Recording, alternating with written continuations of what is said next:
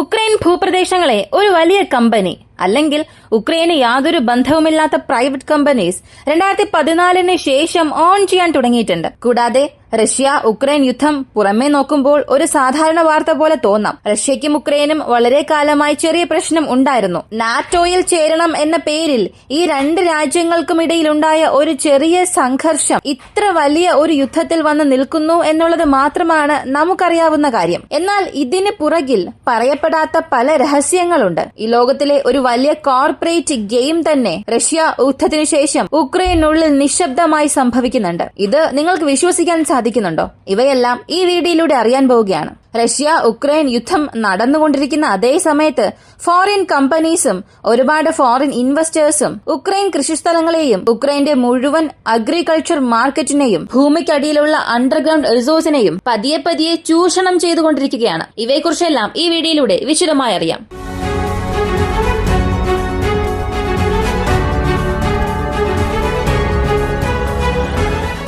ഇതിപ്പോ 2025 ഏകദേശം 3 വർഷമായി യുദ്ധം നടക്കുകയാണ്. എന്നാൽ ഇതിനെക്കുറിച്ച് അറിയണമെങ്കിൽ ഒരു 11 വർഷം പിന്നിലേക്ക് പോകേണ്ടി വരും. 2014 ഉക്രൈനുള്ളിൽ ഒരു വലിയ ഫിനാൻഷ്യൽ ക്രൈസിസ് ഉണ്ടായി. രാജ്യത്തിനുള്ളിൽ പണപ്പെരുപ്പം കുറയുകയും സാധനങ്ങൾക്കെല്ലാം വില വർദ്ധിക്കുകയും ചെയ്തു. അപ്പോ ഉക്രൈൻ ഉണ്ടായിരുന്നത് രണ്ട് മാർഗം മാത്രമായിരുന്നു. ഒന്നാമത്തേത് വെസ്റ്റേൺ സൈഡിലേക്ക് പോവുക, IMF, യൂറോപ്യൻ ബാങ്ക്, ഇങ്ങനെ ലോകത്തിലുള്ള പല പ്രധാനപ്പെട്ട പാർട്ട്നേഴ്സുമായി ടൈഅപ്പ് വെച്ച് ഉക്രൈന്റെ സമ്പദ് വ്യവസ്ഥ പുനഃസ്ഥാപിക്കുക. മറ്റൊന്ന് റഷ്യയുടെ പക്കൽ സഹായം ചോദിക്കുക. റഷ്യയുടെ സഹായം ചോദിച്ചാൽ ഇവർക്ക് ലഭിക്കുന്ന ഗുണങ്ങളും അധികമാണ്. അതിനുള്ള കാരണങ്ങൾ എന്താണെന്നും പറയാം. ഉക്രൈന് ആ സമയം ആവശ്യമായ തുക വളരെ വലുതായിരുന്നു. അങ്ങനെ ആ സമയം റഷ്യ അവർക്ക് നൽകിയ ഓഫർ 6 ബില്യണിലധികം തുക ഞാൻ ഉടൻ തന്നെ നിങ്ങൾക്ക് നൽകാം, അതും നേരിട്ട് ക്യാഷ് ആയോ അല്ലെങ്കിൽ എനർജി സെക്ടേഴ്സിൽ ഇൻവെസ്റ്റ് ചെയ്യുന്ന രീതിയിൽ, നിങ്ങൾ പറയുന്ന രീതിയിൽ അത്ര എമൗണ്ടും നൽകാം. ഇതിന് നിങ്ങൾ പ്രതിഫലമായി തിരികെ ഒന്നും നൽകേണ്ട ആവശ്യമില്ല. ഉക്രൈന്റെ ഫിനാൻഷ്യൽ ക്രൈസിസ് ഓവർകം ചെയ്യുന്നതിനുള്ള സഹായം മാത്രമാണ് ഇത്. കൂടാതെ മറ്റ് രാജ്യങ്ങൾക്ക് നൽകുന്നതിനേക്കാൾ 23% കുറഞ്ഞ വിലയ്ക്ക് ഞാൻ നിങ്ങൾക്ക് ആവശ്യമായ ഗ്യാസും പെട്രോളിയം പ്രോഡക്ട്സും നൽകാം എന്ന് ഒരുപാട് ഓഫർ റഷ്യ ഉക്രൈന് നൽകി. എന്നാൽ അതേസമയം IMF, യൂറോപ്യൻ ബാങ്കും ഇവർക്ക് നൽകിയ തുക എന്നത് വെറും ചില മില്യൺ യൂറോസ് മാത്രമായിരുന്നു. 1 ബില്യൺ പോലുമില്ല, അതിലും കുറഞ്ഞ തുകയായിരുന്നു. എന്നാൽ അത്രയും നൽകാൻ അവർ പറഞ്ഞ എഗ്രിമെന്റ്സ്, കണ്ടീഷൻസ്, റിക്വസ്റ്റ് എല്ലാം വളരെ വലുതായിരുന്നു. ആ സമയത്ത് ഉക്രൈന്റെ പ്രസിഡന്റ് ആയിരുന്ന വിക്ടർ റഷ്യയുടെ തീരുമാനങ്ങളെ പരിഗണിക്കുന്നു. റഷ്യയുമായി ഇവിടെ ഒരുമിച്ച് പ്രവർത്തിക്കണം എന്ന് പറഞ്ഞ് റഷ്യയ്ക്ക് അനുകൂലമായി ഒരു തീരുമാനമെടുത്തു. പിന്നീട് ഉക്രൈനിൽ ഒരു വലിയ വിപ്ലവം ഉണ്ടാകുന്നു. 2014 ക്രീമിയ റഷ്യ പിടിച്ചെടുത്തു. ഭരണമാറ്റവും സ്ഥാനമാറ്റവും എല്ലാം സംഭവിക്കുന്നു. ഇതെല്ലാം പുറത്തറിയാവുന്ന കാര്യമാണ്. എന്നാൽ ഇതിന് പുറകിൽ ഒരു വലിയ മാർക്കറ്റ് ഉണ്ടെന്ന് പറഞ്ഞാൽ നിങ്ങൾ കൊണ്ട് വിശ്വസിക്കാൻ സാധിക്കുമോ? അതിനുള്ള കാരണം ഞാൻ പറയാം. 2014 ഈ ഭരണമാറ്റങ്ങളെല്ലാം സംഭവിച്ചപ്പോൾ ഇതിനിടയിൽ ഒരു വലിയ കരാർ അവിടെ സംഭവിച്ചു. ഷെൽ കമ്പനിക്കും ഷെവ്രലെറ്റ് കമ്പനിക്കും ഉക്രൈനും ഇടയിൽ ഒരു വലിയ ഡീൽ ഉണ്ടാകുന്നു. ഈ ഡീൽ എന്തിനാണെന്ന് ചോദിച്ചാൽ ഷെയിൽ ഗ്യാസ്, ഷെയിൽ ഓയിൽ, ഈ 2 പ്രോഡക്ട്സും ഉക്രൈന്റെ പക്കൽ നിന്നും വാങ്ങുന്നതിനു വേണ്ടി ഈ കമ്പനികളുമായി ഒരു കരാറുണ്ടാക്കി. ഇത് ഒരു പ്രധാനപ്പെട്ട ടോപ്പിക്കാണ്. പക്ഷെ ഇതിനെക്കുറിച്ച് നമുക്ക് അവസാനം വിശദീകരിക്കാം. അതിനു മുൻപ് ഉക്രൈനുള്ളിലെ പ്രശ്നങ്ങളെല്ലാം അവസാനിച്ച് ഈ സമ്പദ് വ്യവസ്ഥ എല്ലാം പുനഃസ്ഥാപിച്ച് ഒരു പരിധിവരെയും കരകയറി എന്ന് ചിന്തിക്കുമ്പോൾ 2020 ഇവിടെയുള്ള പ്രശ്നങ്ങൾ എന്നത് വീണ്ടും ഗുരുതരമാകാൻ തുടങ്ങി. ഇതിനകം IMF-ൽ നിന്നും വായ്പ വാങ്ങിയപ്പോൾ ഇപ്പോൾ IMF പറഞ്ഞത് ടാക്സ് റേസ് അധികമാക്കണമെന്ന്. സാധാരണ IMF-ൽ നിന്നും ഒരു ലോൺ വരുന്നു എന്നുണ്ടെങ്കിൽ അവർ ആദ്യം ഫോക്കസ് ചെയ്യുന്നത് പബ്ലിക് കൂടുതലായും യൂസ് ചെയ്യുന്ന goods, petroleum products, essential groceries, medicines, കൂടാതെ ദൈനംദിന ജീവിതത്തിൽ ജനങ്ങൾ ഉപയോഗിക്കുന്ന സാധനങ്ങൾ, വീട്ടുപകരണങ്ങൾ, ഇവയ്ക്കെല്ലാം അവർ കൂടുതൽ നികുതി ചെലുത്തും. ഇങ്ങനെ സാധനങ്ങൾ കൂടുതലായി വിൽക്കുമ്പോൾ അതിൽ നിന്നും വരുന്ന ടാക്സ് തുക വഴി ഇൻകവും അധികമാകും. IMF-ന് ഇതിൽ ഗണ്യമായ ഒരു ലാഭമുണ്ട്. അങ്ങനെ നികുതി നിരക്കുകൾ അവ ഉയർത്തി. 2014 IMF വായ്പ കൊടുത്തപ്പോഴും ഇതേ രീതിയിൽ തന്നെയാണ് പ്രവർത്തിച്ചത്. എന്നാൽ നികുതി നിരക്കുകൾ അവർ ഉയർത്തിയിട്ട് കൂടിയും 2014 ശേഷം ഡോൺബോസ് റീജിയണിൽ ഒരു വലിയ പ്രശ്നമുണ്ടാകുന്നു. അതിൽ ഉക്രൈൻ ചെയ്ത സ്പെൻഡിംഗ്, വീണ്ടും ഉക്രൈന്റെ കറപ്ഷൻ എല്ലാം ചേർത്ത് IMF-ന്റെ ഗോൾസ് ഒന്നും അവർ സാറ്റിസ്ഫൈ ചെയ്തില്ല. ഇതിനുശേഷം 50% ടാക്സ് ഇൻക്രീസ് ചെയ്യണമെന്ന് IMF-ന്റെ പക്കൽ നിന്നും ഒരു റിക്വസ്റ്റ് വരുന്നു. എന്നാൽ ഉക്രൈൻ പറഞ്ഞത് 50%-ലധികം ടാക്സ് ഇൻക്രീസ് ചെയ്താൽ വീണ്ടും ഉക്രൈന് ഒരു വലിയ പ്രശ്നമുണ്ടാകും. അതിനാൽ അവർ മറ്റു വഴികൾ എന്തെങ്കിലും ഉണ്ടോ എന്ന് തിരയാൻ തുടങ്ങുന്നു. അങ്ങനെ ആ സമയം IMFന് അനുകൂലമായി ഉക്രൈൻ എടുത്ത ഒരു വലിയ തീരുമാനമാണ് ഇപ്പോ ഉക്രൈന് ഒരു വലിയ തലവേദനയായി തന്നെ മാറിയിരിക്കുന്നത്. ഗവൺമെന്റിന്റെ പ്ലാനിങ്സിൽ ഗവൺമെന്റ് എടുക്കുന്ന തീരുമാനങ്ങൾ ഇതിന്റെ എല്ലാം പ്രധാനപ്പെട്ട ഒരു ആക്സസ് IMFന് നൽകി. ഇതനുസരിച്ച് 2020 ഒരു വലിയ രാഷ്ട്രീയ മാറ്റം ഉക്രൈന്റെ ഭരണഘടനയിൽ തന്നെ സംഭവിച്ചു. ഇതിനു മുൻപ് വരെയും ആർക്കും ഉക്രൈന്റെ കൃഷിസ്ഥലങ്ങളെ അങ്ങനെ വളരെ എളുപ്പത്തിൽ വിൽക്കാൻ സാധിക്കില്ല. അതും ഒരു പ്രൈവറ്റ് കമ്പനിക്ക് വിൽക്കാൻ സാധിക്കില്ല. പ്രൈവറ്റ് കമ്പനീസിന് കൃഷിസ്ഥലങ്ങളിൽ ഉൽപാദനം നടത്തുന്നതിന് ഒരു വലിയ തടസ്സം ഉണ്ടായിരുന്നു. എന്നാൽ 2020 ഉക്രൈനുള്ളിൽ ഒരു രാഷ്ട്രീയ മാറ്റം സംഭവിച്ചപ്പോൾ അതനുസരിച്ച് ഒരു അറിയിപ്പ് വന്നു. ചെറിയ ചെറിയ കൃഷിസ്ഥലങ്ങളുള്ള കർഷകർ ഇവയെല്ലാം ഒരുമിച്ച് ചേർത്ത് വലിയൊരു തുകയ്ക്ക് പ്രൈവറ്റ് കമ്പനീസിന് വിൽക്കാൻ സാധിക്കില്ല. പകരം ഈ കർഷകരുടെ ചെറിയ ചെറിയ കൃഷിഭൂമി എല്ലാം ഒരുമിച്ച് ഉക്രൈനുള്ളിലെ മറ്റൊരു കർഷകൻ വാങ്ങണം. അല്ലെങ്കിൽ മറ്റൊരു വ്യവസായി, ഒരുപാട് കൃഷിസ്ഥലമുള്ള മറ്റൊരു വലിയ വ്യവസായി വാങ്ങണം. എന്നിട്ട് അയാൾ അത് നേരിട്ട് പ്രൈവറ്റ് കമ്പനീസിന് കൊടുക്കണം. അങ്ങനെ ഒരു മൂന്നാം കക്ഷി ഇതിനുള്ളിലേക്ക് വരുന്നു. ഇത് ഉക്രൈനിലെ രാഷ്ട്രീയക്കാരെടുത്ത ഒരു വലിയ തീരുമാനമായിരുന്നു. എന്നാൽ അപ്പോൾ ഇതെന്തെല്ലാം പ്രശ്നമുണ്ടാക്കും, ഭാവിയിൽ ഇത് നമുക്ക് എങ്ങനെയെല്ലാം ദോഷം ചെയ്യും, ഇക്കാര്യമെല്ലാം അവർക്ക് അറിയാമായിരുന്നാലും ആ ഒരു സമയത്തുണ്ടായിരുന്ന പ്രശ്നങ്ങളെല്ലാം ഓവർകം ചെയ്യുന്നതിന് വേണ്ടി ഇതൊന്നും വലിയ കാര്യമാക്കിയില്ല. പക്ഷേ അതിപ്പോ വലിയ രീതിയിൽ ഉക്രൈന് തിരിച്ചടിയായി മാറിയിട്ടുണ്ട്. ഈ ഒരു ചിത്രം നോക്കുക. ഉക്രൈനിൽ നിർമ്മിക്കുന്ന മുഴുവൻ അഗ്രികൾച്ചറൽ പ്രോഡക്ട്സ് ഇതിന്റെ 38% പ്രൈവറ്റ് കോർപ്പറേറ്റ്സ് വഴിയാണ് വേൾഡ് മാർക്കറ്റിൽ പോകുന്നത്. ഇതിൽ പ്രധാനപ്പെട്ട 2 കാര്യം സൺഫ്ലവർ ഓയിൽ. സൺഫ്ലവർ ഓയിൽ ഉൽപ്പാദിപ്പിക്കുന്നതിൽ ലോകത്തിൽ 1ാം സ്ഥാനത്തുള്ളത് ഉക്രൈനാണ്. അതുമാത്രമല്ല യൂറോപ്യൻ ഭൂഖണ്ഡത്തിൽ കൂടുതൽ ഗോതമ്പ് ഉൽപ്പാദിപ്പിക്കുന്നതും ഓയിൽ സീഡ്സ് അധികം ഉൽപ്പാദിപ്പിക്കുന്നതും ഉക്രൈനാണ്. ഈ ഒരു ലിസ്റ്റ് നോക്കുക. ഇതിൽ ഒരുപാട് കമ്പനീസ് ഉണ്ടാകും. എന്നാൽ ഇവ എല്ലാത്തിനെ കുറിച്ച് നമ്മൾ സംസാരിക്കാൻ പോകുന്നില്ല. ടോപ്പ് 3 കമ്പനീസ് അവർക്കും ഉക്രൈനും എന്ത് ബന്ധമാണ്, ഇതിൽ ഇവർക്ക് ലഭിച്ചിരിക്കുന്ന നേട്ടം, ലാഭം, ഇവയെല്ലാം എന്താണെന്നുള്ളത് ആദ്യം അറിയാം. ആദ്യമുള്ളത് കേണൽ, അടുത്തുള്ളത് ഓക്ലാൻഡ് ഫോമിംഗ്, മറ്റൊന്ന് NB ഗ്രൂപ്പ്സ്, മറ്റൊന്ന് AP ഗ്രൂപ്പ്സ്. ഈ 3 കമ്പനികളും ഉക്രൈനിലെ വളരെ ഫേമസ് ആയ കമ്പനീസ് ആണ്. ഇതിൽ ചില കമ്പനികളുടെ ഉത്ഭവം എന്നത് ഉക്രൈനിലാണെങ്കിലും ഇപ്പോൾ ഈ കമ്പനികളുടെ പ്രധാനപ്പെട്ട ഓഹരി ഉടമകൾ ഉക്രൈനിലുള്ളവരല്ല. പുറമേ നോക്കുമ്പോൾ ഉക്രൈന്റെ സ്വന്തം കമ്പനി പോലെ തോന്നിയാലും ഈ മുഴുവൻ കമ്പനികളും പ്രവർത്തിക്കുന്നത് അമേരിക്കൻ നിയന്ത്രണത്തിലാണ്. വീണ്ടും വ്യക്തമായി പറഞ്ഞാൽ അവരുടേതായ ഒരു സ്വന്തം ഫാം ഇല്ല.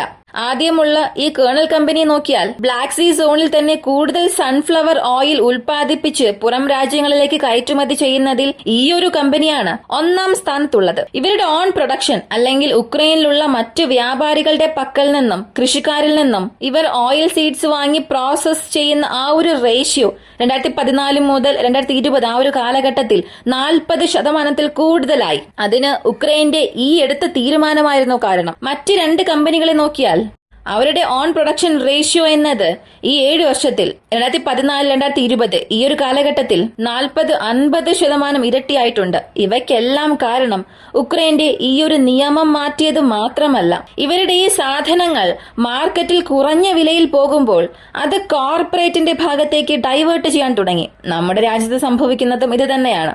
ശരിയായ ഒരു മാർക്കറ്റ് ഗവൺമെന്റിന്റെ ഭാഗത്തുനിന്നും നൽകിയില്ല എന്നുണ്ടെങ്കിൽ പ്രൈവറ്റിലേക്ക് അത് തള്ളാൻ തുടങ്ങും. നമ്മുടെ രാജ്യത്തും ഇത് തന്നെയല്ലേ ചെയ്യുന്നത്. സത്യം പറഞ്ഞാൽ ഉക്രൈൻ നമുക്കൊരു ഉദാഹരണമാണ്.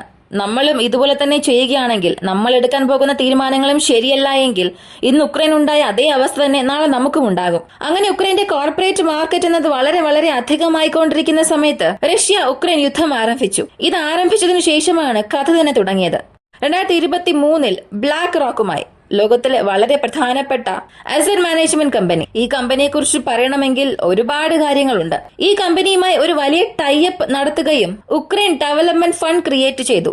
ഇതുവഴി ഉക്രൈനെ റീകൺസ്ട്രക്ട് ചെയ്യണം. ഇതിന് പകരമായി ഉക്രൈന്റെ എനർജി സെക്ടേഴ്സ്, ഉക്രൈന്റെ പബ്ലിക് റിലേഷൻഷിപ്പ് മാനേജ്മെന്റ്, ഉക്രൈന്റെ അണ്ടർഗ്രൗണ്ട് റിസോഴ്സ്, ഇവയെല്ലാം ഈ ഒരു കമ്പനി തങ്ങളുടെ സ്വന്തമായി ഉപയോഗിക്കാൻ തുടങ്ങി. ഇപ്പോ ഉക്രൈന്റെ എനർജി സെക്ടറിൽ ഇവർ ഇൻവെസ്റ്റ് ചെയ്യുന്നത് കേൾക്കാൻ ഒരു സാധാരണ കാര്യമായി തോന്നാം. ഉക്രൈൻ നല്ലതല്ലേ അവർ ചെയ്യാൻ പോകുന്നത്? ഉക്രൈന്റെ ഒരു 80% എനർജി ക്രിച്ചിനെ റഷ്യ ആക്രമിച്ചു. അങ്ങനെ ഉള്ളപ്പോൾ ഉക്രൈന് ഇതൊരു ഉപകാരമായ കാര്യം അല്ലേ? അവരുടെ പക്കൽ ചിലവഴിക്കാൻ കാശില്ല, റീകൺസ്ട്രക്ട് ചെയ്യാനും പണമില്ല. അങ്ങനെയാണെങ്കിൽ ഇത് ഉക്രൈൻ നല്ല കാര്യമല്ലേ എന്ന് ചിന്തിക്കാം. പക്ഷെ അങ്ങനെയല്ല. സത്യത്തിൽ ഇതൊരു എലിക്കെണി പോലെയായിരുന്നു.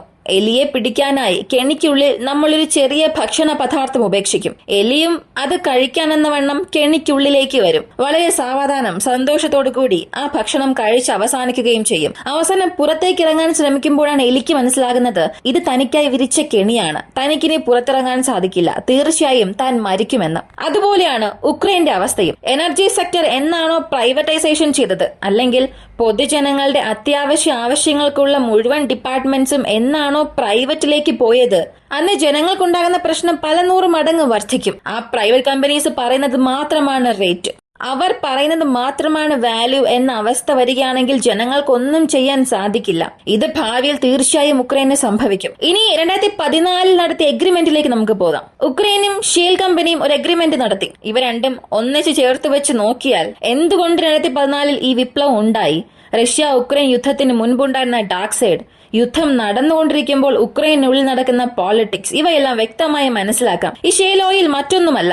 ലോകത്തിൽ തന്നെ ഈ ഓയിൽ പ്രൊഡ്യൂസ് ചെയ്യുന്നതിന് 2 മെത്തേഡ് ഉണ്ട്. ഒന്നാമത്തേത് ക്രൂഡ് ഓയിൽ. സൗദി അറേബ്യ പോലുള്ള രാജ്യങ്ങളെല്ലാം ക്രൂഡ് ഓയിൽ നേരിട്ട് അണ്ടർഗ്രൗണ്ടിൽ നിന്ന്, ഭൂമിക്ക് അടിയിൽ നിന്നുള്ള റിസോഴ്സിൽ നിന്നും നേരിട്ട് ഡ്രില്ല് ചെയ്ത് എടുക്കുന്നുണ്ട്. എന്നാൽ ഈ ഷെയിൽ ഗ്യാസ്, ഷെയിൽ ഓയിൽ എന്നത് മുഴുവനായും വ്യത്യസ്തമാണ്. ക്രൂഡ് ഓയിൽ നമുക്ക് എടുക്കുമ്പോൾ തന്നെ ലിക്വിഡ് ഫോമിൽ ലഭിക്കും. എന്നാൽ ഷെയിൽ ഗ്യാസ്, ഷെയിൽ ഓയിൽ അങ്ങനെ ഒരു ഫോമിൽ ആയിരിക്കില്ല. ഭൂമിക്കടിയിൽ അത് ഉറച്ചിരിക്കും. പാറയോട് പാറയായി ചേർന്ന് അത് ഉറച്ചു പോയിട്ടുണ്ടാകും. അതിനെ അങ്ങനെ എടുക്കാൻ സാധിക്കില്ല.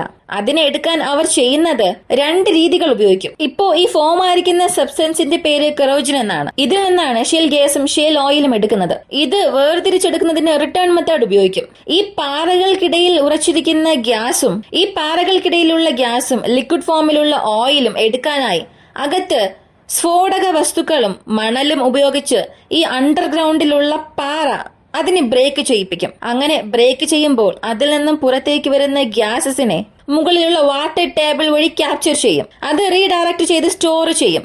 ഇത് ഒന്നാമത്തെ പ്രോസസ്. രണ്ടാമത്തെ മെത്തേഡിൽ ഈ ഒരു ഓയിൽ നമ്മൾ എടുക്കണം, എന്നാൽ അത് ഉറച്ചിരിക്കുകയാണ്, അത് കട്ടയായിട്ടുണ്ട്. അതിനാൽ അകത്തേക്ക് കൂടുതൽ ചൂട് കയറ്റിവിടും.